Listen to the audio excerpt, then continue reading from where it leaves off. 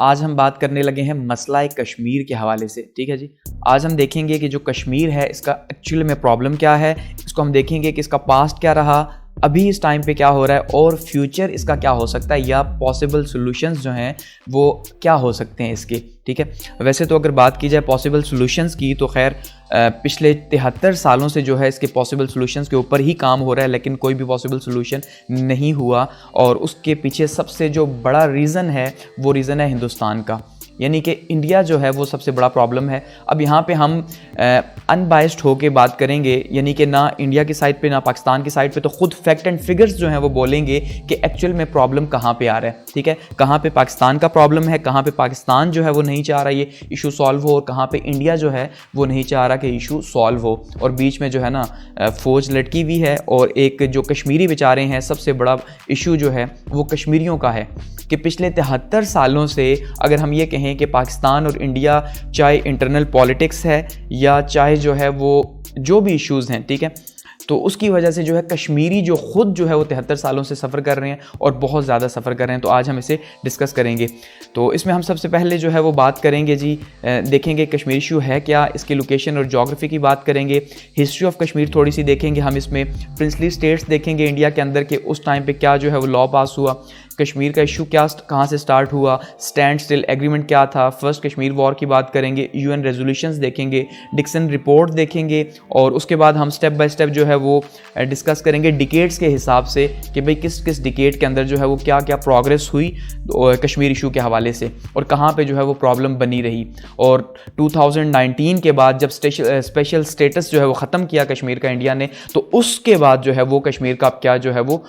हालात बने हैं, और पॉसिबल सॉल्यूशंस की बात करेंगे। तो चलिए स्टार्ट करते हैं। अब सबसे पहले अगर बात की जाए जी कश्मीर के पास्ट के हवाले से या कश्मीर का ज्योग्राफी देखा जाए, तो देखिए सबसे इंपॉर्टेंट चीज़ ये है कि अब कश्मीर जो है वो एक इंटरनेशनल इशू है। अब अगर एक इंटरनेशनल इशू है तो उसको हम नेशनली जो है वो एक्सप्रेस नहीं कर सकते, क्योंकि वो ऑलरेडी जो है उसकी बहुत ज़्यादा अहमियत है। लेकिन आपने ना इसे नेशनल इशू समझना है ना जो है इंटरनेशनल इशू। आप इसे एज ए कश्मीरी जो है ख़ुद को ये समझें कि आप कश्मीरी हैं, और एज ए कश्मीरी आप इसको समझने की कोशिश करिए कि एक्चुअली में प्रॉब्लम कहाँ पर और क्या प्रॉब्लम हो रहा है। ठीक है, तो लोकेशन की बात की जाए अगर, तो पाकिस्तान अगर यहाँ पर देखिए तो पाकिस्तान के नॉर्थ के अंदर जो है वो कश्मीर वाक़ है। ठीक है, और इंडिया के नॉर्थ वेस्ट के अंदर जो है वो कश्मीर है। यहाँ पे ये देखिए पाकिस्तान है और यहाँ पे ये इंडिया है, और ये जो है इस जगह पे ये है कश्मीर। तो पाकिस्तान के नॉर्थ के ऊपर या नॉर्थ ईस्ट के ऊपर थोड़ा सा, और इंडिया जो है इसके नॉर्थ वेस्ट के ऊपर जो है वो कश्मीर वाक़ है। यहाँ पे ये इसका एक बिग मैप आप यहाँ पे इस पिक्चर के अंदर देख लें कि जो है कश्मीर ख़ुद जो कश्मीर का मैप है वो किस तरह का है। ठीक है, और अगर बात करें जी तो पाकिस्तान के नॉर्थ पे है, इसके टोटल एरिया की बात करें तो 2,22,236 किलोमीटर स्क्वायर है। और इसके ऊपर जो क्लेम है, यानी कि 3 जो ममालिक हैं वो क्लेम करते हैं कश्मीर के हिस्सों के ऊपर, और ख़ास करके पाकिस्तान और इंडिया तो खैर फुली क्लेम करते हैं कि पाकिस्तान क्लेम करता है कश्मीर उसका है, और इंडिया क्लेम करता है कश्मीर उसका है। पाकिस्तान कहता है ये हमारी जो है वो शह रग है और हम इसे नहीं छोड़ सकते, और इंडिया कहता है ये हमारा जो है वो अटूट अंग है, हम इसके बिना नहीं रह सकते। तो चाइना जो है उसने जो है बीच का रास्ता निकाला और अपना जो उसका एरिया था जो वो क्लेम कर रहा था, तो यहाँ से उसने ये जो है 1962 के अंदर इसको हासिल कर लिया। ठीक है, बाकी पाकिस्तान और जो इंडिया है इसका यहाँ पे जो है वो इशू चल रहा है इन दोनों पार्ट्स के ऊपर। अब उसमें जो 1962 की वॉर हुई चाइना की, तो चाइना ने जो है वो क्या किया जी, चाइना ने क्लेम किया था ये एरिया, और यहाँ पे ये जो आपको छोटा सा एरिया नज़र आ रहा है पाकिस्तान के अंदर, कि भाई पाकिस्तान के साथ भी क्योंकि बॉर्डर डिस्प्यूट थी, और 1963 के अंदर जो है वो ये प्रॉब्लम सॉल्व हुआ, और बहुत ही मुनासिब तरीके से इन्हीं बातचीत के थ्रू जो है सॉल्व हो गया, इसमें कोई कॉन्फ्लिक्ट नहीं हुआ। लेकिन जब इंडिया की बात आई तो इंडिया के साथ इनकी वॉर हुई, और वॉर के नतीजे के तौर पर ये जो पार्ट है कश्मीर का, ये पार्ट चाइना ने इनसे छीन लिया। इवन अभी लास्ट ईयर भी आपने देखा कि लद्दाख के एरिया में, क्योंकि लद्दाख के साथ है तो यहाँ पे जो है वो चाइना और इंडिया का जो है वो कॉन्फ्लिक्ट है, और अभी भी यहाँ पे बॉर्डर के ऊपर बहुत सख्त किस्म की टेंशंस जो हैं वो इंडिया और चाइना के बीच में चल रही हैं। ठीक है, तो लास्ट ईयर तो वॉर के हालात जो है वो पैदा हो चुके थे यहाँ पे। अब जो चाइना का हिस्सा है वो है जी अक्साई चाइना या चीन, अक्साई चीन उसको कहा जाता है। पाकिस्तान का जो एरिया है उसको कहा जाता है आज़ाद कश्मीर, ठीक है। हम उसे कहते हैं कि हमने उसे आज़ाद करवाया, तो वो है आज़ाद कश्मीर। ये यहाँ पे मैप के अंदर आप देखिए तो ये है आज़ाद कश्मीर, ये एरिया है पाकिस्तान का, ये एरिया है इंडिया का, और इंडिया इसे कहता है जम्मू एंड कश्मीर। हम इसे कहते हैं भाई ये जम्मू एंड कश्मीर का एरिया है यहाँ पे। और ये जो गिलगित बल्तिस्तान का एरिया है ये भी एक्चुअली में अगर इस मैप के अकॉर्डिंगली देखा जाए, ठीक है, तो कश्मीर का ही हिस्सा है। लेकिन अब पाकिस्तान जो है वो इसे कश्मीर का हिस्सा नहीं मानता। गिलगित बल्तिस्तान को पाकिस्तान ने भी, जैसे आपने देखा वहाँ पे इलेक्शंस भी हुए और इमरान खान साहब ने अनाउंस भी किया कि इसको जो है वो अलग सूबा बनाया जाएगा। पहले से भी सूबा था, लेकिन वो जो सूबों के जो राइट्स होते हैं वो सारे के सारे यहाँ पे, या लॉज जो हैं बाकी सूबों वाले यहाँ पे अप्लाई नहीं होते। लेकिन अभी उन्होंने कहा कि भाई हम इसको मजीद आगे लेके चलेंगे। तो पाकिस्तान सिर्फ इस एरिया को, ये जो आज़ाद कश्मीर का एरिया है, इसको जो है वो कश्मीर मानता है और इसको कश्मीर नहीं मानता। लेकिन इंडिया क्लेम करता है कि ये भी कश्मीर है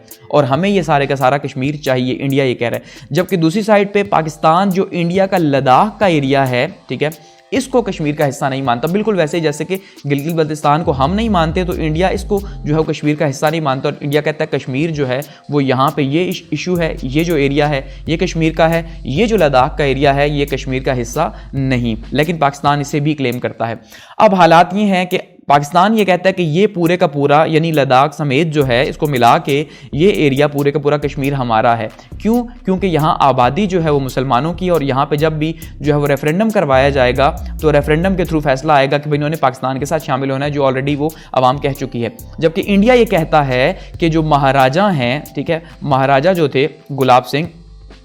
उसने ये फैसला किया था भाई डॉक्यूमेंट्स के अंदर कि भाई कश्मीर जो है इसकी एक्सेशन जो है वो इंडिया के साथ होगी। तो इसलिए ये सारे का सारा जो पाकिस्तान का गिलगित बल्तिस्तान का एरिया है, जो आज़ाद कश्मीर का एरिया, ये सारे का सारा एक्चुअल में डॉक्यूमेंट्स के अंदर जो है वो इंडिया का है, इंडिया का ये मानना है। और इंडिया ने अभी जो लॉ पास किया, ठीक है, उस लॉ के तहत जो है उन्होंने एक तो चेंज कर दिया इसका स्टेटस, स्पेशल स्टेटस चेंज किया। दूसरा जो है वो लद्दाख को इससे अलग करके एक सेपरेट यूनियन टेरिटरी बना दिया कि कल को अगर कश्मीर का इशू बनता भी है तो इस एरिया के ऊपर बने जिसको ये क्लेम करते हैं, इसके ऊपर ना बने। बिल्कुल वैसे ही जैसे पाकिस्तान ने गिलगित बल्तिस्तान को सूबा बनाने की बात की कि यहां पे कल को अगर कोई इशू बनता भी है तो इस कश्मीर के ऊपर बने, यहां पे ना हो। तो ये हालात यहां पे इस टाइम पे फिलहाल पाकिस्तान और इंडिया के बीच में इस कश्मीर को लेके चल रहे हैं, ठीक है।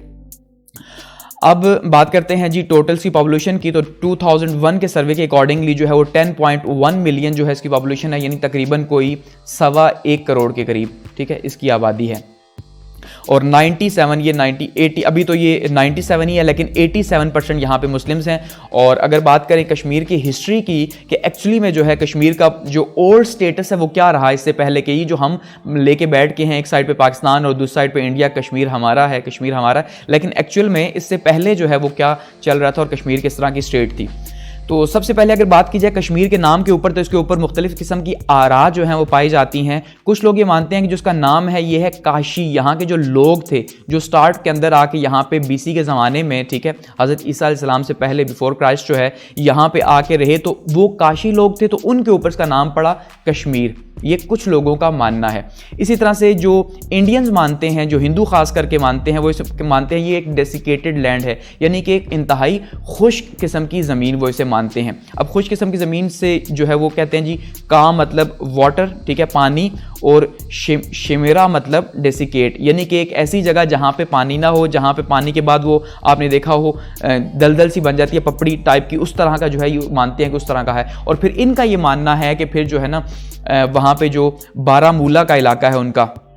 बारामूला का, वहाँ से जो है एक पुराना जो इनका जी लॉर्ड है, उन्होंने वहाँ से क्या किया जी, वहाँ से पानी निकाला और उसके बाद कश्मीर जो है ये दूसरी तरह हुई। लेकिन एक और यहाँ पे जो है अगर बात की जाए इस्लामिक हवाले से, तो इस्लामिक हवाले से माना जाता है कि हज़रत सुलेमान सलाम की फ़ौज जब यहाँ से गुजर रही थी, एक राय है, तो उस टाइम पे उन्होंने इस वादी को देखा और कहा कि कितनी खूबसूरत वादी है लेकिन यहाँ पे पानी नहीं, तो ये शायद कुछ थोड़ा बहुत मिलता है। तो उन्होंने उस टाइम पे कहा कि अगर कोई यहाँ पानी लाए तो कितनी खूबसूरत वादी हो। तो माना जाता है एक देव जो है उसने, क्योंकि देव और परियां उनके कब्जे में थी हज़रत सुलेमान सलाम के, तो उसने कहा था कि अगर मैं यहाँ पानी ले आऊँ तो आप जो है फलां परी से मेरी शादी करवा दें। तो फिर उसके बाद यहाँ पानी आया, वो देव लेके आया। एक रिवायत ये भी मानी जाती है। अब ये मुसलमान मानते हैं, अब ये जो दूसरी है ये हिंदू मानते हैं, और ये जो तीसरी है ये भी जो है मिक्स यहाँ पे पाई जाती है इसके नाम के ऊपर। तो कंफर्म नहीं कहा जा सकता क्या जो है यहाँ पे जो है वो आया।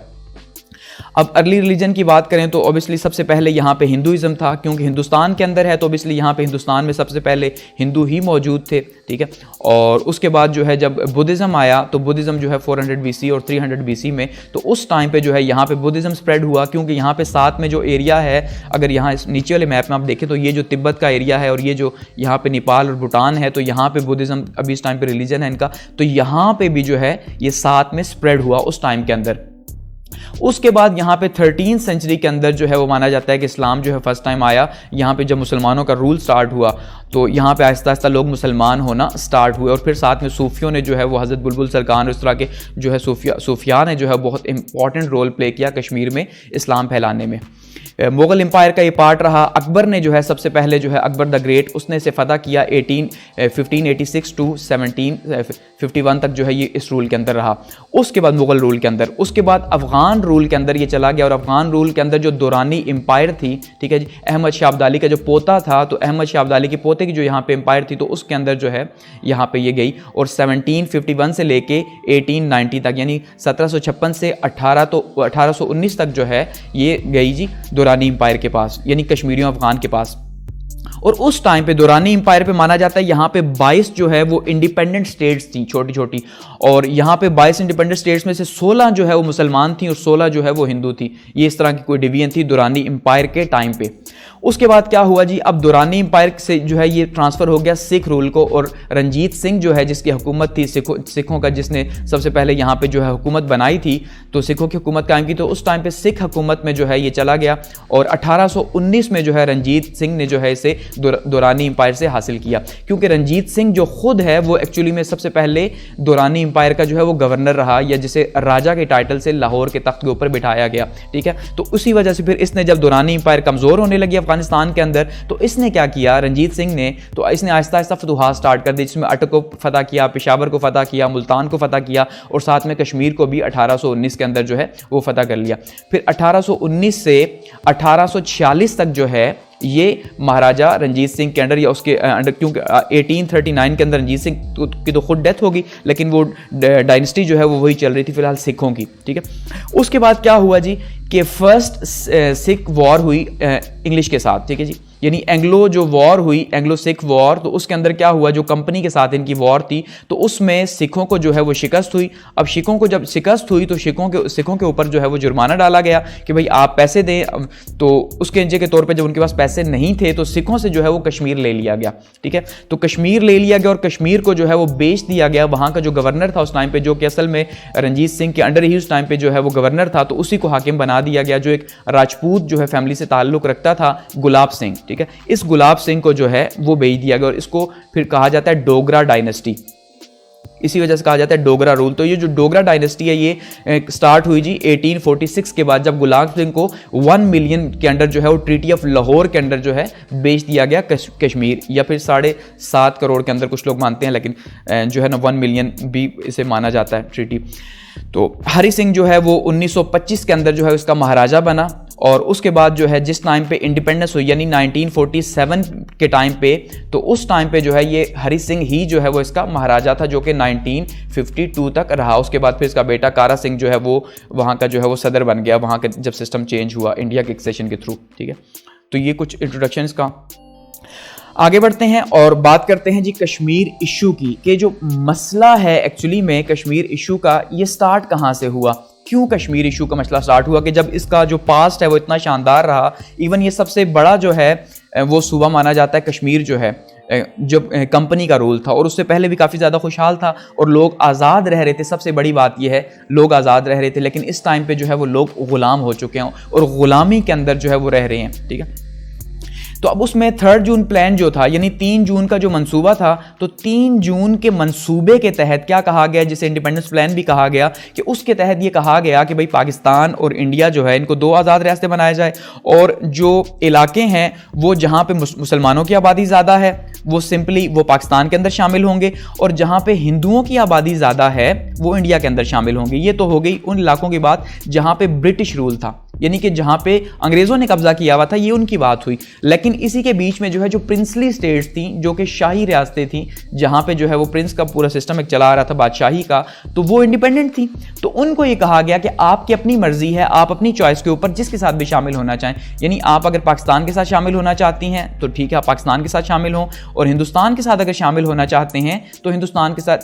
साथ शामिल हो जाएं। ये 3 जून प्लान के अकॉर्डिंगली कहा गया शाही रियासतों को। तो यहाँ पे आप देखिए, ये जो आपको येलो कलर की दिखाई दे रही हैं, ये हैं प्रिंसली स्टेट्स, और ये जो दूसरा कलर है इसमें आपको दिखाई दे रही हैं, ये हैं वो स्टेट्स जहाँ पे ब्रिटिश जो है उनका कब्जा रहा। तो इनका तो फैसला हो गया कि जहाँ पे मुसलमानों की आबादी ज़्यादा है, और साथ में एक और शर्त भी लगाई गई कि एक तो आबादी बहुत ज़्यादा इंपॉर्टेंट है कि जहाँ पे आबादी हो, दूसरा उनका जो ज्योग्राफी है, ठीक है, जो जोग्राफिया है वो बहुत ज़्यादा इंपॉर्टेंट है कि जो अगर एक लेट्स सपोज एग्जांपल लें कि एक स्टेट जो है, जैसे हैदराबाद की स्टेट की बात करें या यहाँ पे जूनागढ़ की रियासत की बात करें, तो ये ऐसी स्टेट्स थी जहाँ पे मुसलमानों की आबादी थी, लेकिन इनका जो ज्योग्राफी था वो मैच नहीं करता था पाकिस्तान को, तो ये काफ़ी ज़्यादा प्रॉब्लम था। लेकिन बंगाल तो यहाँ पे बना, क्योंकि बंगाल और पंजाब की तकसीम ही असल में पाकिस्तान था। इसके ऊपर फिलहाल हम बात नहीं करते, ठीक है, तो यही एक्चुअली पाकिस्तान बना था। लेकिन इसके अलावा जो छोटे छोटे इलाके थे उनके ऊपर जो है वो ज्योग्राफी बहुत ज़्यादा इफेक्ट कर रहा था कि भाई जहाँ पे जो है वो अगर हिंदुओं के बीच में गिरी हुई एक स्टेट है तो फिर उसको हिंदुओं के साथ शामिल किया जाए, क्योंकि उसको मुसलमान अलग अलग से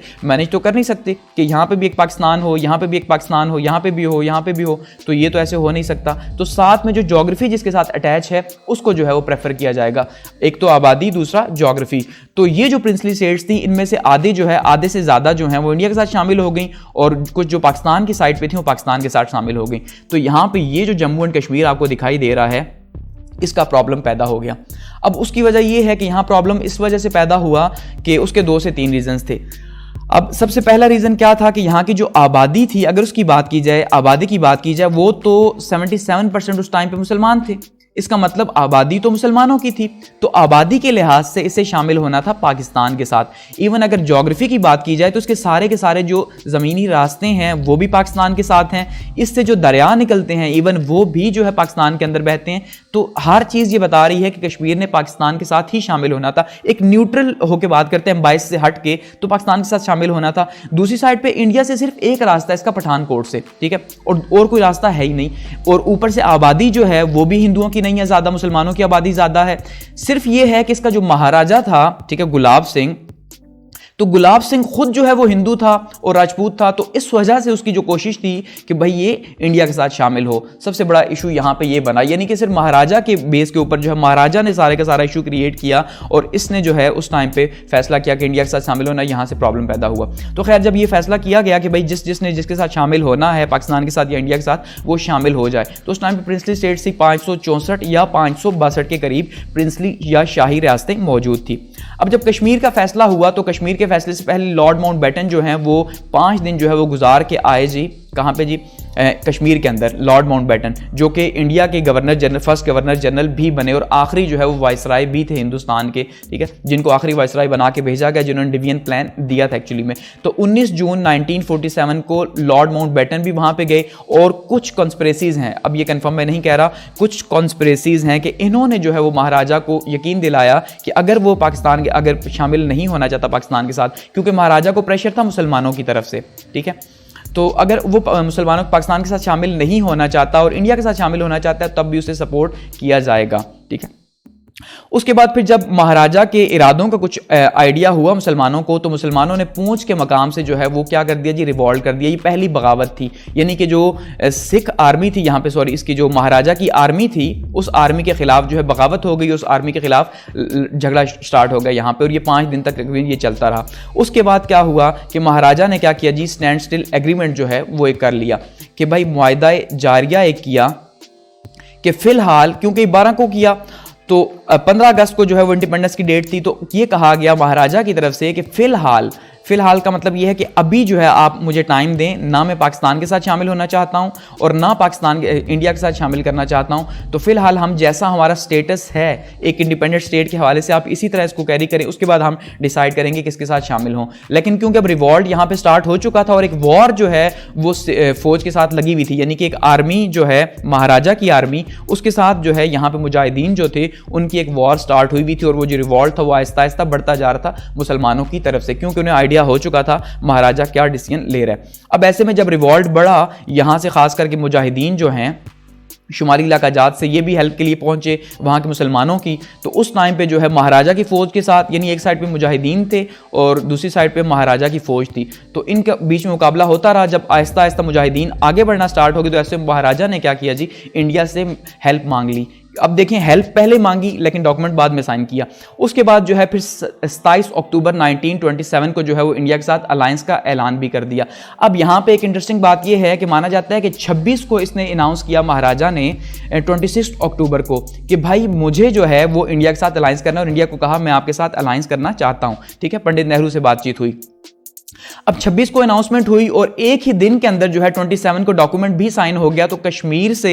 दिल्ली तक जो है वो एक दिन के अंदर ये पॉसिबल नहीं, कुछ ये मानते हैं हिस्टोरियंस के ऐसा पॉसिबल नहीं था। ठीक है, ये पहले से ही तय हो चुका था एक्चुअली में, इसी वजह से ही हुआ। तो 27 को वैसे ऑफिशियल डेट जो है इसकी है कि भाई इसने जो है वो इंडिया के साथ अलायंस कर लिया। और फिर जब ऑफिशियली इंडिया के साथ अनाउंस हुआ तो इंडियन एयरफोर्स जो है यहाँ पे जो आई और उसके बाद जो है यहाँ पे अपनी फौज आई, और जो आज तक वहाँ से वापस नहीं जा सकी, तो उसने आगे फिर यहाँ पे कंट्रोल संभाल लिया। और एक साइड पे वो फौज थी और दूसरी साइड पे जो है फिर पाकिस्तान की फौज को कहा गया। तो यहाँ पे जो जनरल ग्रेसी थे उन्होंने इनकार कर दिया फौज लेके जाने से कायद आजम की, लेकिन बाद में फिर फौज यहाँ पे गई और फर्स्ट जो है वो वॉर कश्मीर की यहाँ पे लड़ी गई। ठीक है, मुजाहिदीन भी थे, पाक फौज भी थी, दूसरी साइड पे महाराजा की फौज भी थी और इंडियन आर्मी भी वहाँ पे पहुंच चुकी थी। तो फर्स्ट वॉर लड़ी गई और फर्स्ट वॉर जो है ये अक्टूबर 22 से लेके जनवरी 5 तक जो है 1948 तक ये लड़ी गई और अभी तक जो है फतूहात का सिलसिला जारी था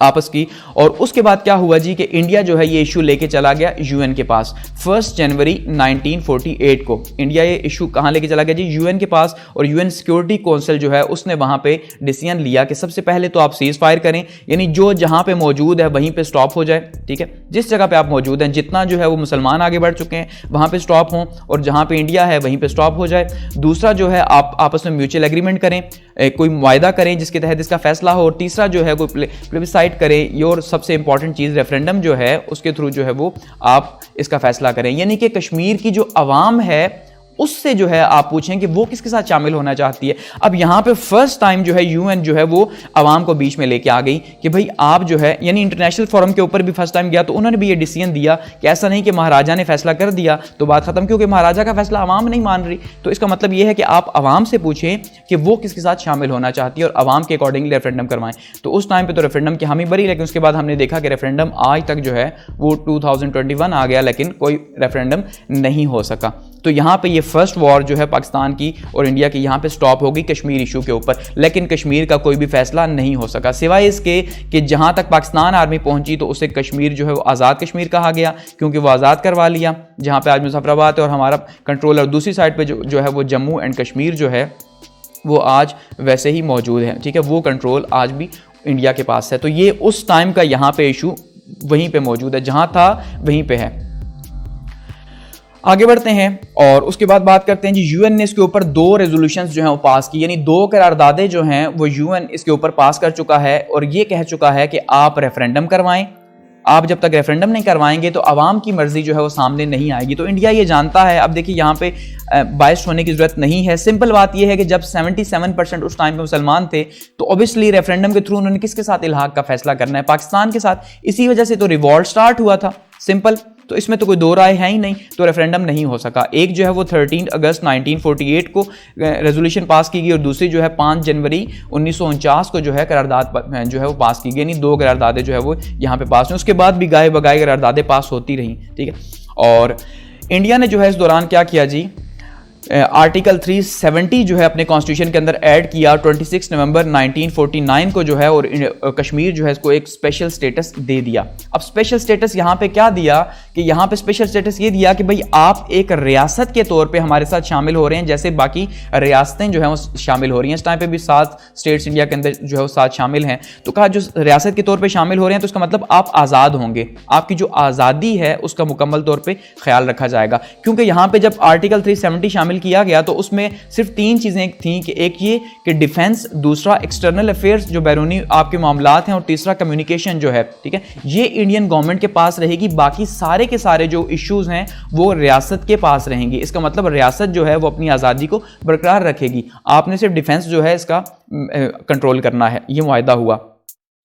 उसके बाद क्या हुआ जी, ये इशू दोबारा से जो है वो यूएन के पास तो मौजूद था। यूएन ने फिर क्या किया जी, एक मीडिएटर जो है वो मुकर्रर कर दिया कि भाई जो आप जो है वहां जाके इनके बीच में फैसला करें। यानी एक जज को मुकर्रर किया गया जो कि सर ऑन डिक्सन जो थे, तो इनको जज बना के भेजा गया 12 अप्रैल 1950 को कि आप जाएं और देखें कि कश्मीर जो है एक्चुअली में उसका प्रॉब्लम क्या है और उसको किसके साथ शामिल होना चाहिए, यानी पाकिस्तान के साथ शामिल होना चाहिए या जो है वो हिंदुस्तान के साथ शामिल होना चाहिए, कहाँ पे प्रॉब्लम है। तो सर ऑन डिक्सन जो हैं इन्होंने जो है वो रिपोर्ट दी, और रिपोर्ट कब दी जी, 15 सितंबर 1950 को जो है इन्होंने रिपोर्ट दी, और इसके ऊपर खास करके इन्होंने बताया कि इंडियन एटीट्यूड जो है वो मेरे लिए प्रॉब्लम का बायस। अब ये पाकिस्तानी नहीं था, ये कांग्रेस था, इससे कोई ज़रूरत नहीं थी पाकिस्तान को सपोर्ट करे, लेकिन बावजूद इसके ने बताया कि भाई जो इंडियन एटीट्यूड है वो इंडिया चाहता ही नहीं है कि इसका कोई फैसला हो सके, इसलिए इंडिया जो है मेरे साथ उसने कोऑपरेट ही नहीं किया। इस बंदे ने अपनी रिपोर्ट के अंदर ये बताया। इसका मतलब ये है कि यहाँ से ये फर्स्ट रिपोर्ट थी जिसने बता दिया कि इंडिया जो है वो नहीं चाहता ये बात, और आज तक हकीकत यही है कि इंडिया नहीं चाहता। और डिक्सन रिपोर्ट जो है वो उसका कोई फैसला नहीं हो सका। उसके बाद इसी दौरान क्या हुआ जी कि इंडिया ने 1951 के अंदर इंडियन कश्मीर के अंदर इलेक्शन करवा दिए, यानी जम्मू एंड कश्मीर जो था वहाँ पे इलेक्शंस करवा दिए। तो इलेक्शन का मतलब क्या था कि भाई हम जो है इसका कंट्रोल ले चुके हैं और अब यहाँ पे हम बनाने जा रहे हैं हुकूमत, ठीक है। और कौन सी हुकूमत बनाने जा रहे हैं, एक रिपब्लिकन हुकूमत, यानी एक ऐसी हुकूमत जिसको अवाम चुने, ठीक है। तो अवाम चुनेगी, इसका मतलब अवाम चुनेगी का मतलब क्या है कि अब जब अवाम वहाँ की गवर्नमेंट को चुनेगी या इलेक्शन को चुनेगी तो ये जवाब खत्म हो जाएगा कि ये इंडिया के साथ शामिल नहीं होना चाहते। वो कि हम ये जानते हैं कि इलेक्शंस आज तक जो है वो धांधली की से ही होते रहे, लेकिन फिर भी उन्होंने ये जवाब दिया कि रेफरेंडम की ज़रूरत नहीं। क्योंकि रेफरेंडम तब हो जब इलेक्शन ना हो। जब इलेक्शन हो रहे हैं तो ऑब्वियसली ये लोग हमें सपोर्ट कर रहे हैं, यहाँ के लोग। तो फर्स्ट टाइम यहाँ पे इलेक्शंस हो गए और शेख अब्दुल्ला जो है उसको प्राइम मिनिस्टर बना दिया गया, फर्स्ट प्राइम मिनिस्टर, ठीक है। बाद में जिस बेचारे को जेल भी जाना पड़ा शेख अब्दुल्ला को। तो उसके बाद क्या हुआ जी, लियाकत नेहरू मीटिंग हुई 1951 के अंदर। तो ये जो मीटिंग थी ये कॉमनवेल्थ के अंदर मीटिंग हुई, और लियाकत अली खान जो पाकिस्तान के पहले प्राइम मिनिस्टर थे और नेहरू जो है जवाहरलाल नेहरू वो इंडिया के फर्स्ट प्राइम मिनिस्टर थे। तो इनके बीच में मीटिंग हुई कि भाई इंडिया के ऊपर जो कश्मीर का इशू है इसके ऊपर मसला हल करना चाहिए, लेकिन फिर भी इस मीटिंग का कोई रिजल्ट नहीं निकल सका। और देखेंगे हम आगे कि कितनी ऐसी मीटिंग्स हुई लेकिन जिसमें कोई जो है रिजल्ट सामने नहीं आ सका, क्योंकि मीटिंग जो है वो डिपेंड करती है नीयत के ऊपर। तो फिर जब नीयत ना हो तो फिर मीटिंग का कोई फ़ायदा बनता नहीं। उसके बाद 1952 के अंदर दिल्ली एग्रीमेंट हो गया। ये जो दिल्ली एग्रीमेंट था इसमें जो है ये टर्म्स जो है वो तय की गई कि जो रियासत है यानी कि जो कश्मीर है जम्मू एंड स्टेट की, वो और जो इंडिया है हिंदुस्तान की यूनियन टेरिटरी है, इसके साथ इसके रिलेशंस कैसे होंगे और किस तरह हम इसको आगे लेके चलेंगे, ये एक एग्रीमेंट हुआ। और उसके बाद जब मोहम्मद अली बोगरा जो है वो पाकिस्तान के प्राइम मिनिस्टर बने तो नेहरू के साथ उनकी मीटिंग हुई 1953 के अंदर दोबारा से, क्योंकि पाकिस्तान में गाहे बगाए जब भी जो हुकूमतें आती रहीं, ठीक है, उन हुकूमतों ने ये कोशिश की कि किसी तरह से जो है ये मसला कश्मीर का सॉल्व किया जाए। तो इसी वजह से बोगरा भी आए, उनके साथ मीटिंग भी हुई, लेकिन ये भी फेल हो गई, ठीक है। और ये जो मीटिंग है, अब इस मीटिंग में एक तो मीटिंग हुई कॉमनवेल्थ के अंदर, उसके बाद कराची के अंदर मीटिंग हुई, और उसके बाद दोबारा से दिल्ली के अंदर, यानी ये 3 मीटिंग्स हुई, एक मीटिंग नहीं हुई। कि जो फर्स्ट जो है वो देखिए मीटिंग हुई वो हुई जी लंदन के अंदर। ये कॉमनवेल्थ की मीटिंग थी, जितने भी कॉमनवेल्थ की कंट्रीज थे और उनकी मीटिंग थी वहाँ पे। उसी दौरान उसी माह के अंदर जो है वो कराची के अंदर मीटिंग हुई जो पाकिस्तान का फर्स्ट कैपिटल था, और उसके बाद जो है ये मीटिंग हुई दिल्ली के अंदर, और वहाँ पे फैसला कोशिश की गई कि किसी तरह से कश्मीर का जो इशू है उसको सॉल्व किया जाए। तो 3 मीटिंग्स हुई, लेकिन इन 3 मीटिंग्स के नतीजे के तौर पे कोई भी रिजल्ट नहीं निकला। लेकिन इसके बाद क्या हुआ कि शेख अब्दुल्ला जो है उनके ऊपर एक इल्ज़ाम लगाया गया कश्मीर के अंदर, और उन्हें जो है जो कारा सिंह था, ठीक है जी, जो महाराजा का बेटा था और जो फर्स्ट प्रेसिडेंट बना था, तो उसने इल्ज़ाम लगा दिया शेख अब्दुल्ला के ऊपर कि आप जो है वो पाकिस्तान के साथ मिलके जो है वो इंडिया को आज़ाद करने की बात कर रहे हैं, इंडिया को आज़ाद स्टेट बनाना चाह रहे हैं। इसलिए उन्होंने इसे प्राइम मिनिस्टरशिप से हटाया और उन्हें जेल में डाल दिया। फिर बाद में जब इनके ऊपर ट्रायल चला, फिर जेल से निकले, फिर दोबारा ट्रायल चला, तो उसे कश्मीर कॉन्स्पिरेसी केस कहा गया कि भाई ये पाकिस्तान के साथ शामिल होकर मिल के इंडिया को आज़ाद करवाना, कश्मीर को आज़ाद करवाना चाहते हैं। तो ऐसे में क्या हुआ कि उन्हें जेल भी जाना पड़ा, और फिर उसके बाद उन्हें जो है फिर आज़ाद कर दिया गया, लेकिन उन्हें जो है अच्छा खासा टाइम जेल के अंदर गुजारना पड़ा। 17 नवंबर 1956 को जो है वो कश्मीर का फर्स्ट कॉन्स्टिट्यूशन भी जो है वो पास हो गया, उनकी जो लेजिस्लेटिव असम्बली थी वहाँ से। तो इसका मतलब अब वहाँ पे आहिस्ता आहिस्ता ऐसे इकदाम हो रहे थे जो इकदाम ये बताते कि भाई हम एक रियासत हैं और हम जो हैं वो मुतमईन हैं। अब क्योंकि कॉन्स्टिट्यूशन भी बन रहा है, इसका मतलब लॉज बन रहे हैं, इंडिया के साथ रेफरेंडम हो गया, इंडिया के साथ जो है इलेक्शंस भी हो रहे हैं, उनके अलायंस भी हो गया, तो आहिस्ता आहिस्ता इंडिया जो है अपना कंट्रोल जो है कश्मीर के ऊपर आहिस्ता आहिस्ता बढ़ाता जा रहा है। जो साइड लाइन पर जो मीटिंग्स हैं वो फिलहाल सिर्फ जो है वो दिखावे के लिए तो हो रही हैं, अदरवाइज उनके ऊपर कोई डिसीजन नहीं हो रहा कि क्या डिसीजन जो है वो हो सके। आगे बढ़ते हैं। और अब बात करते हैं डिकेड्स के हिसाब से कि किस किस डिकेड के अंदर जो है कश्मीर के ऊपर क्या क्या प्रोग्रेस हुई और उसका क्या क्या रिजल्ट निकला। बात करते हैं 1960 की कि 1959 के अंदर जो है जब अयूब खान जो है उन्होंने मार्शल लॉ लगाया, ठीक है, सिकंदर मिर्जा ने मार्शल लॉ लगाया, उससे अयूब खान ने जो है वो टेक ओवर किया। तो अयूब खान जो है उन्होंने भी जो है, अब जैसे मैंने कहा कि जो भी हमारा प्रेसिडेंट या प्राइम मिनिस्टर आया उसने पूरी कोशिश की कि कश्मीर का इशू जो है वो सॉल्व होना चाहिए, क्योंकि पाकिस्तान और इंडिया के बीच में जो है वो हालात को नॉर्मल नहीं होने दे रहा था। तो ऐसे में जो है वो कश्मीर के इशू के ऊपर जो संजीदगी से दोबारा से सोचा गया अयूब खान की तरफ से। तो अयूब खान ने 1959 के अंदर एक तो मीटिंग, यानी 3 मीटिंग्स अयूब खान ने भी जो है कश्मीर को लेके की, लेकिन एक्चुअल में उनका भी रिजल्ट कोई नहीं निकला। पहली मीटिंग दिल्ली के अंदर हुई सितंबर 1959 के अंदर, दूसरी मीटिंग जो है वो लंदन के अंदर हुई कॉमनवेल्थ में 1960 के अंदर, और थर्ड मीटिंग जो है वो कराची के अंदर हुई 1960 के अंदर। यहाँ पे जो है ये सिंध ताश मुआहदा जो है ये साइन किया गया 1960 के अंदर, जिसमें पाकिस्तान के दरियाओं का जो इशू था पाकिस्तान इंडिया के बीच में उसको सॉर्ट आउट किया गया। तो यहाँ पे ये मीटिंग हुई थर्ड, लेकिन कोई भी फायदा नहीं हो सका इन मीटिंग्स का भी, यानी अयूब खान की तीनों मीटिंग्स हो गई फेल। उसके बाद क्या हुआ, 6 जो हैं वो राउंड चले, राउंड टेबल के जो है वो कॉन्फ्रेंस के 6 राउंड चले फॉरेन मिनिस्टर्स के, कि जिस पे फैसला हो सके कश्मीर के ऊपर। और ये जो 6 राउंड्स हैं ये बड़े इंपॉर्टेंट राउंड थे, लेकिन एक्चुअली में ये भी जो है वो बेकार गए। अब ये बेकार क्यों गए और ये राउंड्स क्यों हुए, तो उसमें अब जुल्फिकार अली भुट्टो साहब उस टाइम पे हमारे जो है वो वज़ीर ख़ारजा थे, और सरदार सुहान सिंह जो है ये इंडिया के जो है वज़ीर ख़ारजा थे। तो इनके बीच में जो है वो ये फैसला होना था, यानी कि कश्मीर का कोई ना कोई इशू सोल्यूशन जो है वो सोचना था। लेकिन ये जो 6 मीटिंग्स हुई, जो कि पहली जो है वो रावलपिंडी के अंदर हुई 26 से 29 के बीच में, और दूसरी मीटिंग जो है वो 16 से 20 जनवरी 1963 को हुई, तीसरी मीटिंग जो है वो 8 से 10 फरवरी को 1963 के अंदर कराची में हुई, और चौथी जो है वो 12 से 14 मार्च जो है 1963 में कलकत्ता के अंदर हुई, 21 से 25 अप्रैल 1963 को कराची के अंदर 5वीं मीटिंग हुई, और छठी मीटिंग जो है वो 15 से 16 मई 1963 को जो है वो दिल्ली के अंदर हुई। अब ये 6 मीटिंग्स हुई क्यों, सबसे इंपॉर्टेंट ये है, और ये फेल हो गई। फेल तो हुई इस वजह से क्योंकि जो इंडियन एटीट्यूड था वो चाहता ही नहीं था, कि इंडिया चाहता है जब सोल्यूशन चाहता ही नहीं था, इसी वजह से तो उसने वहाँ पे इलेक्शंस करवाए और पूरे का पूरा एक सिलसिला जो है वो लेके चला। अगर वो चाहता तो सोल्यूशन तो हो जाता।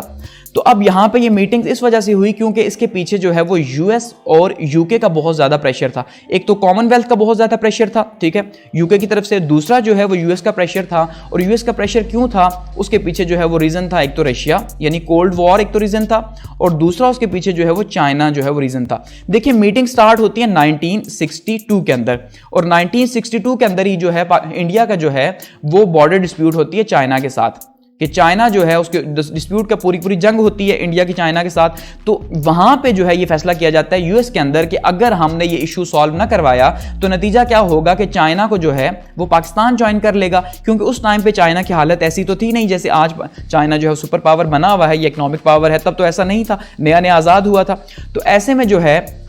यूएस जो है ये चाहता था कि भाई पाकिस्तान जो है ये ज्वाइन ना करे चाइना को, क्योंकि अगर पाकिस्तान चाइना को ज्वाइन करेगा तो ये काफ़ी ज़्यादा प्रॉब्लम हो जाएगी। और पाकिस्तान के भी इवन इतने ज़्यादा अच्छे हालात थे ही नहीं, चाइना के साथ अभी इतने ज़्यादा रिलेशंस नहीं बिल्ड हुए थे। तो पाकिस्तान का अपना इशू कश्मीर के ऊपर चल रहा था।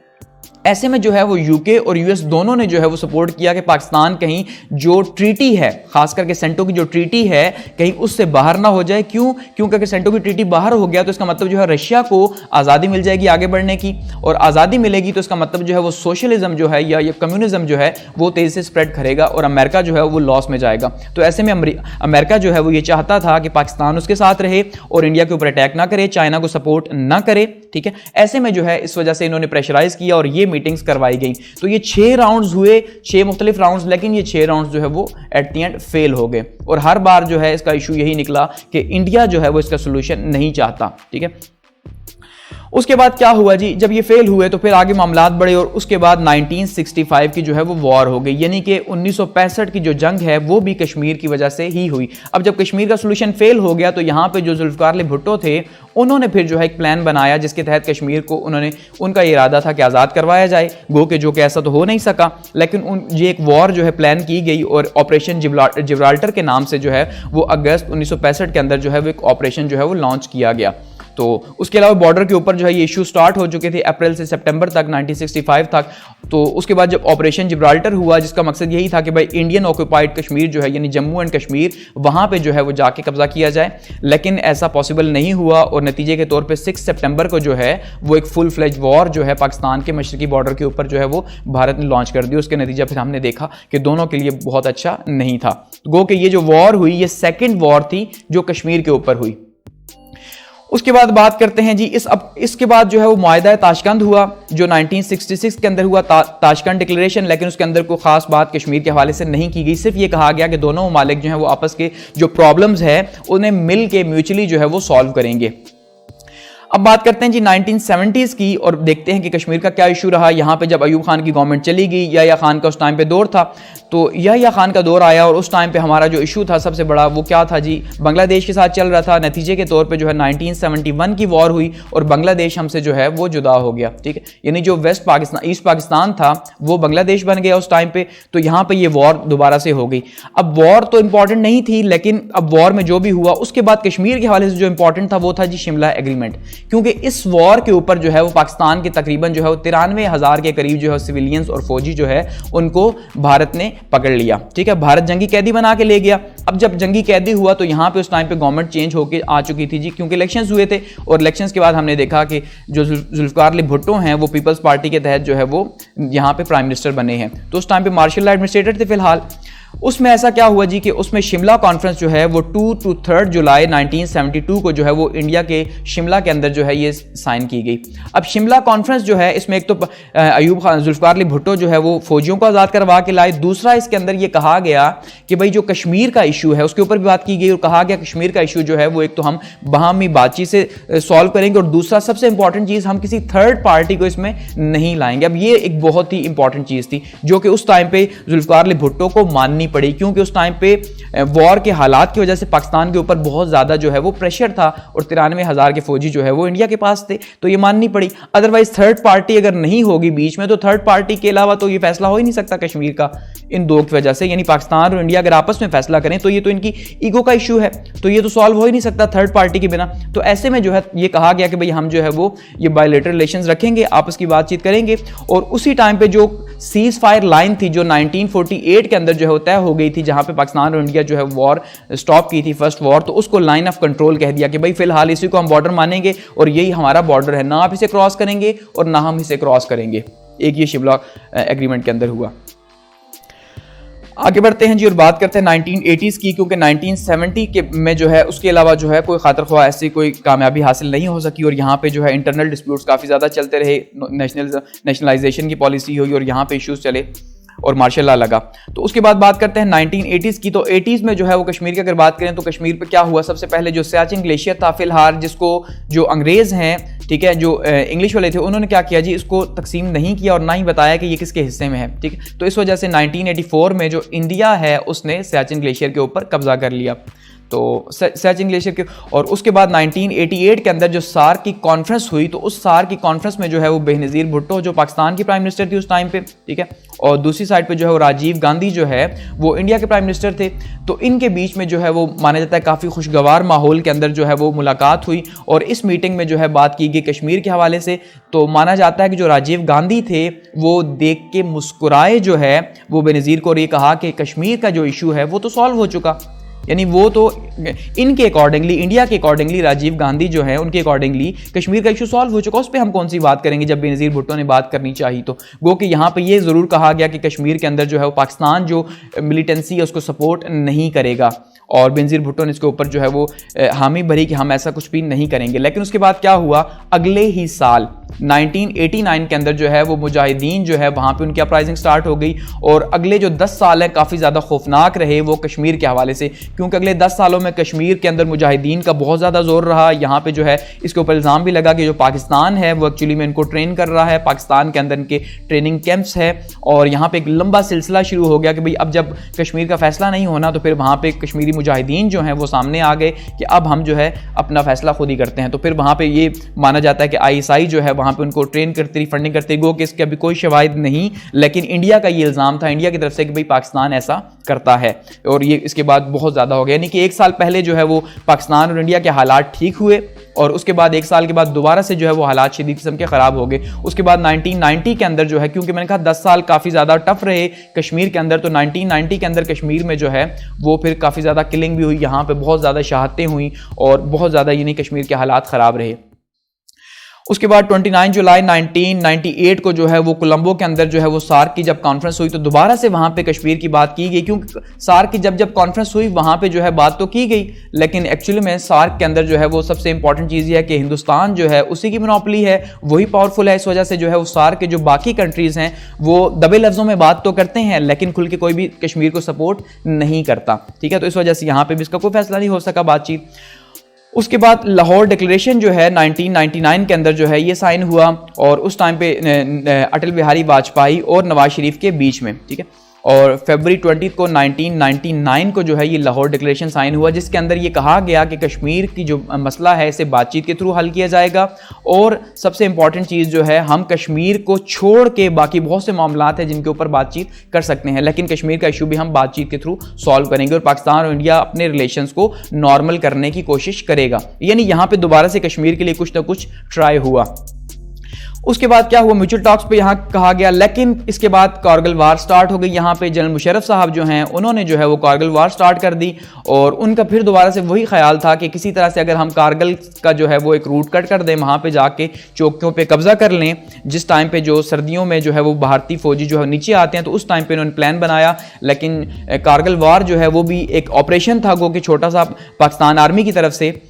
वो भी जो है एक फुल फ्लेज वॉर के अंदर चेंज हो गया, और 1999 की जो है ये वॉर हुई काफ़ी ज़्यादा। उसके बाद वाशिंगटन डिक्लेरेशन के तहत जो है इसको जो है वो ख़त्म किया गया, अदरवाइज़ ये भी काफ़ी ज़्यादा प्रॉब्लम था पाकिस्तान के लिए। और ऐसे में नवाज शरीफ जो है वो इल्ज़ाम लगाते रहे मुशर्रफ के ऊपर, और मुशर्रफ जो है वो इल्ज़ाम लगाते रहे नवाज शरीफ के ऊपर कि भाई अगर नवाज शरीफ बीच में ना आते, वाशिंगटन डिक्लेरेशन ना होता, तो हम कश्मीर को आज़ाद करवा लेते, क्योंकि कारगिल के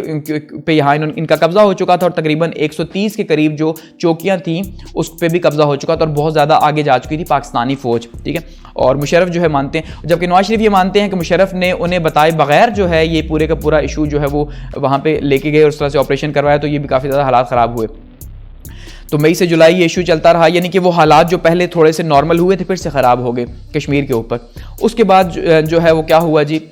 10 सालों के अंदर तकरीबन 70,000 के करीब जो है वो कश्मीर के अंदर शहादतें हुई। यानी आप अंदाज़ा कर लें सिर्फ 10 सालों में 70,000 के करीब शहादतें हुई। इसके अलावा जो है वो असमत दरी जो हुई, और वहाँ पे जो कारोबारों को नुकसान पहुँचा, दुकानें जो हैं उनको जलाया गया, उनको आग लगाई गई, वो जो है वो एक अलग इशू है। और इतना ज़्यादा जुल्म सितम यानी कि जो हुआ, तो यहाँ पर ये आप मैप भी देख लें कि ये जो है ये कारगिल वार का है। यहाँ पे ये जो लाइन आपको नज़र आ रही है ये लाइन ऑफ कंट्रोल, जो कि अब 1972 के एग्रीमेंट के तहत जिसको लाइन ऑफ कंट्रोल कहा गया, ये सीज़ फायर लाइन थी। और ये है पाकिस्तान का कश्मीर इस साइड पे,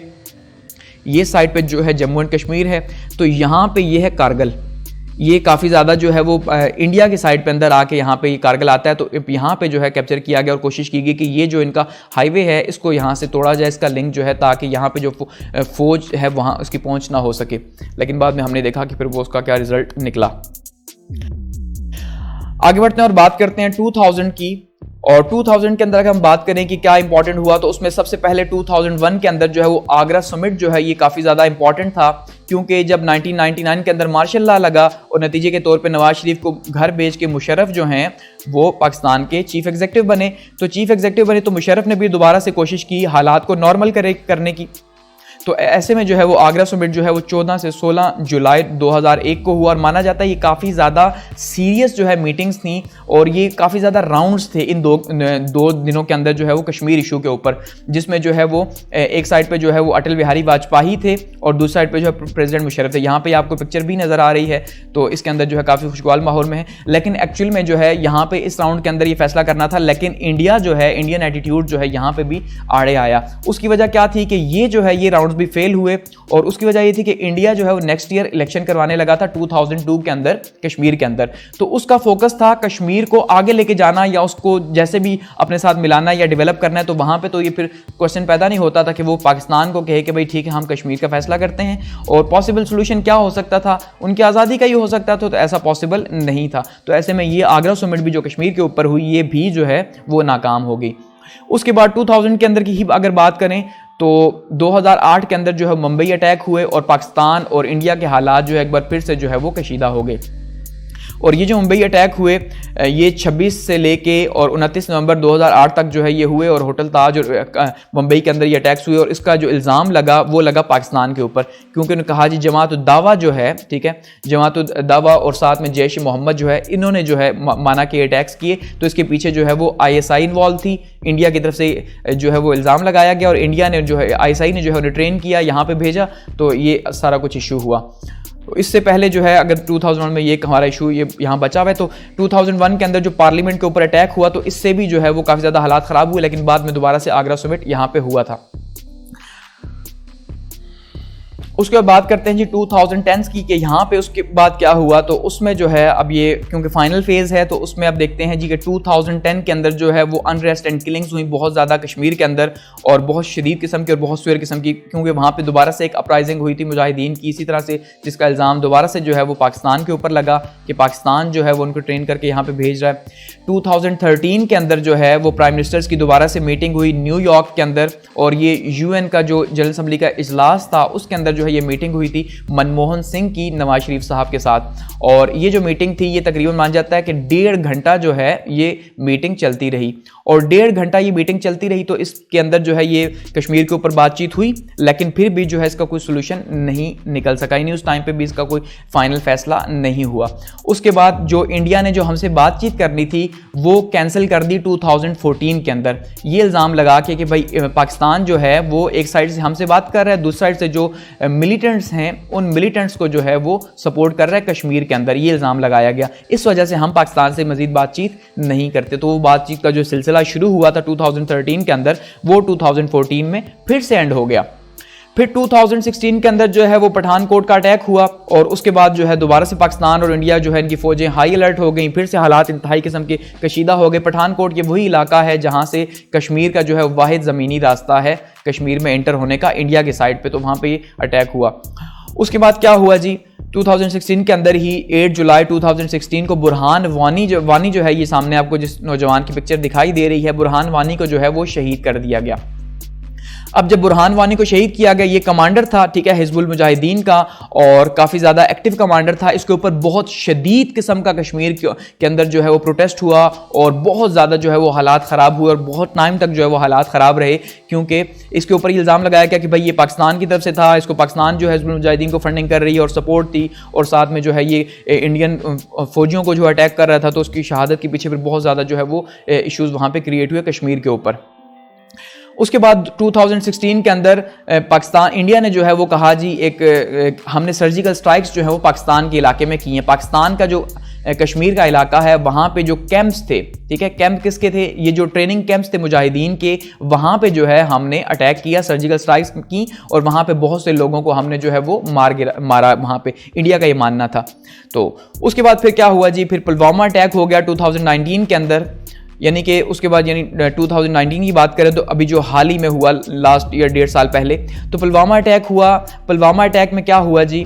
कि दोबारा से सर्जिकल स्ट्राइक्स जो है वो का माना गया कि बालाकोट के अंदर जो है वो 26 फरवरी को जो है वो इंडियन एयरफोर्स आई और बालाकोट के अंदर यहाँ पे जो जैश मोहम्मद के जो कैंप्स थे उन कैंप्स के ऊपर जो है वो अटैक किया गया, ठीक है, गो कि पाकिस्तान ने इसको डिनाई किया। उसके बाद क्या हुआ, 27 को पाकिस्तान ने जो है वो 2 एयरक्राफ्ट जो हैं, 2 फाइटर प्लेन्स जो हैं इंडिया के, उन्हें मार गिराया और उसके नतीजे के तौर पे अभिनंदन जो है उनका एक पायलट जो है उसको पकड़ लिया गया, कमांडर जो था। ये आपको सामने यहाँ पे पिक्चर के अंदर दिखाई भी दे रहा है अभिनंदन साहब, जिनको बाद में जो है वो चाय पिलाई गई और चाय पिला के फोटो सेशन करवा के और रिलेशंस को बेहतर करने के लिए जो है वो PTI गवर्नमेंट ने इन्हें वापस भेजने का फैसला किया और वाघा बॉर्डर से जो है वो इन्हें वापस भेज दिया।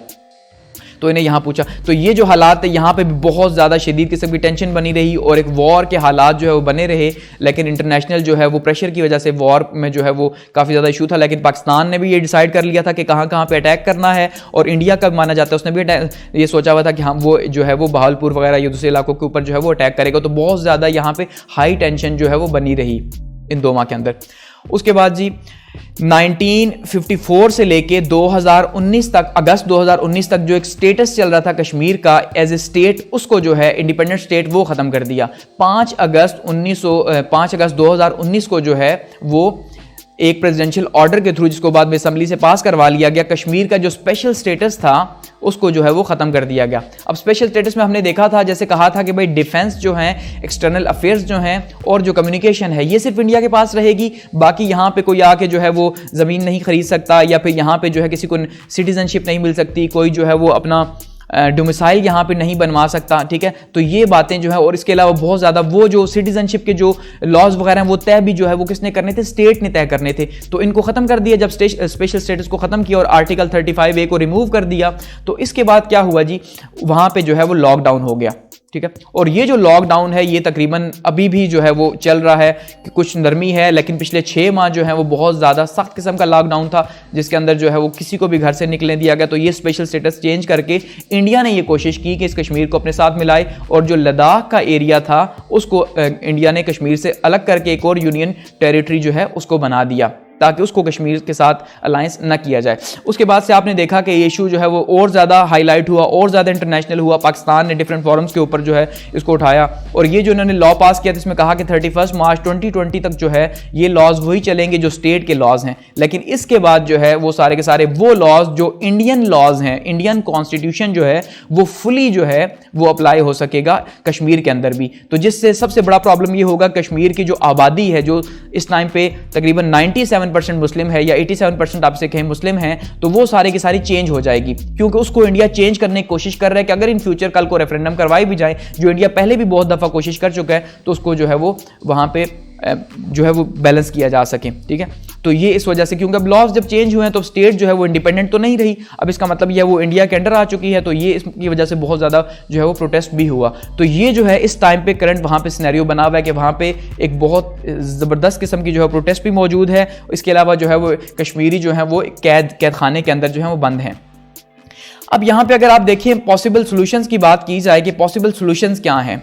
अब आप देखिए कि ये बात जो है, ये जितना भी इश्यू हमने डिस्कस किया, ये एज ए पाकिस्तानी डिस्कस किया या एज ए इंडियन हम इसको डील कर रहे हैं। लेकिन अगर ह्यूमन राइट्स के हवाले से बात करें कि ह्यूमन राइट्स के हवाले से क्या हो रहा है, तो आप देखिए ह्यूमन राइट्स के हवाले से क्या हो रहा है कि कश्मीर के अंदर 1 साल से अगर लॉकडाउन है, तो क्या 1 साल से कश्मीरी जो है वो इंसान नहीं, यानी कि 2 मुल्क अपनी अना के पीछे, अपनी ईगो के पीछे, खास करके इंडिया की अगर बात करें, जो इंडिया कर रहा है, क्योंकि पाकिस्तान के आज़ाद कश्मीर के अंदर तो ऐसे कोई हालात नहीं, वहाँ पे तो बहुत अच्छे हालात हैं, वहाँ पे इवन इंटरनेशनल ऑब्जर्वर्स भी जाते हैं, लेकिन इंडिया तो जो है वो जम्मू एंड कश्मीर के अंदर इंटरनेशनल ऑब्जर्वर्स भी लेके जाने दे रहा कि वहाँ पे आप हालात ना देखें, और जो दिखाता है झूठ दिखाता है वहाँ पे। तो इसका मतलब ये है कि पाकिस्तान और इंडिया जो है आपस की ईगो की वजह से, कि भाई एक कहता है मैं कश्मीर को नहीं छोड़ सकता, दूसरा कहता है मैं भी कश्मीर को नहीं छोड़ सकता, क्योंकि दोनों सुपर पावर्स हैं। तो ऐसे में वहाँ के ह्यूमन राइट्स की वायलेशन हो रही है, और उन लोगों के लिए बहुत ज़्यादा जो है ये परेशानी और तकलीफ का बायस है कि वो जो इंसान है लेकिन वो हैवानों की तरह वहाँ पे ज़िंदगी गुजारने पे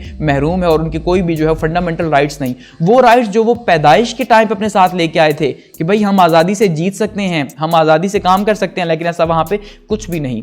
तो देखिए अगर सॉल्यूशंस की बात की जाए तो सबसे पहले जिस सॉल्यूशन के ऊपर सबसे ज़्यादा बात की गई, लेकिन जिसका कोई सॉल्यूशन निकला नहीं, वो था ऑटोनॉमी, कि जो सबसे ज़्यादा अगर कश्मीर के ऊपर बात की जाए तो कश्मीर में इस टाइम पे 3 तरह के हमें ग्रुप्स नजर आएंगे। एक ग्रुप वो है जो बात करेगा जी कि हमने जो है वो पाकिस्तान के साथ रहना है। दूसरा ग्रुप वो है जो नजर आएगा जो कहेगा हमें इंडिया के साथ रहना है, क्योंकि वो एडजस्ट हो चुके हैं इंडिया के साथ, इंडिया को पावर समझते हैं। और तीसरा ग्रुप वो है जो ये कह रहा है कि हमें आज़ाद कर दो, ठीक है, हम आज़ाद रहना चाहते हैं, ना हम पाकिस्तान के साथ रहना चाहते हैं, ना हम इंडिया के साथ रहना चाहते हैं। ये जो थर्ड ग्रुप है ये सबसे ज़्यादा है। दूसरे नंबर पे वो ग्रुप है जो पाकिस्तान के साथ चाहता है। लेकिन अब जो पिछले साल जो हालात बने और जिस तरह से पाकिस्तान कश्मीर के इशू को इंटरनेशनल किया पाकिस्तान ने, और ख़ास करके इमरान खान की गवर्नमेंट ने जिस तरह से इंटरनेशनल किया, तो उससे जो गो के उनके ऊपर इल्ज़ाम भी लगा कि उन्होंने वेच दिया। हालांकि उनका क्या रोल हो सकता है वहाँ पर, उनका क्या रोल। तो उसके हवाले से जो है ये जो पाकिस्तान के हामी हैं ये काफ़ी ज़्यादा बड़े हैं कि भाई इस मुश्किल हालात में भी पाकिस्तान जो है वो कश्मीर को नहीं भूला, चाहे वो OIC के अंदर इशू को लेके गया हो या OIC से उसकी पाकिस्तान की जो है वो हालात के ताल्लुकात ख़राब हुए हो, सऊदी अरब से पाकिस्तान ने ताल्लुकात ख़राब किए कश्मीर के इशू के ऊपर, UAE से हालात ख़राब किए कश्मीर के ऊपर, टर्की जो है एक उसने और ईरान ने जो है पाकिस्तान को सपोर्ट किया कश्मीर के ऊपर, अदरवाइज जो है वो बाकी मुस्लिम कंट्रीज़ ने सपोर्ट नहीं किया। इवन वो तो इंडिया के साथ जो है वो और ज़्यादा रिलेशंस बढ़ाते रहे। तो ऐसे में कश्मीरी जो वो हल्का था जो पाकिस्तान का हामी था वो ज़्यादा बड़ा, ठीक है। लेकिन अभी भी जो है वो उनकी डिमांड यही है कि भाई हमें दोनों छोड़ो, क्योंकि देखिए जब तक वो पाकिस्तान या इंडिया के साथ अगर ये लगा रहेगा पाकिस्तान और इंडिया के बीच में, तो कश्मीरियों को कभी सुकून नहीं मिल सकता, क्योंकि पाकिस्तान कभी सरेंडर नहीं करेगा, ये पाकिस्तान की भी ईगो है, इंडिया कभी सरेंडर नहीं करेगा, ये उसकी भी ईगो है। लेकिन बीच में जो है वो हालात जो खराब हुए हैं वो कश्मीरियों के हुए हैं, तो कश्मीरी ये चाहते हैं भाई प्लीज़ आप दोनों छोड़ो हमें और सिंपली जो है हमें आज़ाद करो। जब हम आज़ाद होंगे तो हम जैसे और दुनिया के अंदर जो है वो 200 से ज़्यादा कंट्रीज़ जो है वो चल रहे हैं, तो हम भी यहाँ पे हमारी 1 करोड़ से ज़्यादा आबादी है, हम इतना बड़ा मुल्क हैं, तो हम जो है वो आसानी से जो है सर्वाइव करेंगे। लेकिन गो के ये फैसला होना भी बहुत मुश्किल है। तो इसलिए इसके और दूसरा सोल्यूशन क्या है जी, स्टेटस को जैसे जो चीज़ें हैं, यानी कि जो कश्मीर इंडिया के पास है, जो हिंदुस्तान के पास है हिंदुस्तान उसे अपने पास रखे, जैसे उसने अभी लॉज पास किए कि भाई ये कश्मीर अब हमारा है, लेकिन साथ में उसका ये क्लेम भी खत्म नहीं हो रहा कि जो पाकिस्तान का कश्मीर है वो कहता है वो भी हमारा है, क्योंकि डॉक्यूमेंट्स में वो हमारा है, महाराजा ने हमें कहा कि आपके साथ अलायंस है, तो इस वजह से वो उसके ऊपर भी डिमांड कर रहा है। और दूसरा जो पाकिस्तान की साइड पर कश्मीर है, आज़ाद कश्मीर, पाकिस्तान उसको मान ले, यानी पाकिस्तान अपने कश्मीर के ऊपर काम करे, इंडिया अपने कश्मीर के ऊपर काम करे और यहाँ पर ये सोल्यूशन खत्म हो जाए। और ये यहाँ पर जो 9 लाख की एक फौज मौजूद है इंडिया की जो जुल्म सितम कर रही है उसको यहाँ से रिमूव कर दिया जाए, खत्म कर दिया जाए, ये स्टेटस को बरकरार रखना। और थर्ड क्या है जो सबसे सिंपल है लेकिन सबसे टफ है, जो पिछले 73 सालों के अंदर नहीं हो सका, और वो है यूएन की रेजोल्यूशंस के अकॉर्डिंगली जो है। अब यूएन क्या कहता है, सिंपल कि भाई रेफरेंडम करवा दो, आवाम से पूछ लो आवाम क्या चाहती है, बात खत्म। अब अगर बात आवाम की ही है तो आवाम तो आज़ादी की भी बात कर रही है, अब आवाम पाकिस्तान से अलायंस की बात भी कर रही है, तो इसका मतलब ये जो रेफरेंडम है ये तो होने नहीं है। लेकिन अगर इंटरनेशनल कम्युनिटी प्रेशराइज करे, यूएन अपना वाकई में रोल प्ले करे जैसे दूसरे ममालिक के लिए करता है, तो फिर यहां पे जो है वो पॉसिबल सॉल्यूशंस हो सकते हैं। अदरवाइज अगर पाकिस्तान और इंडिया जब तक अपनी ईगो में रह के सोचेंगे तो यहां पे एक फौज के ऊपर भी बजट लगाते रहेंगे, क्योंकि यही तो पाकिस्तान और इंडिया के बीच का सबसे बड़ा इशू है।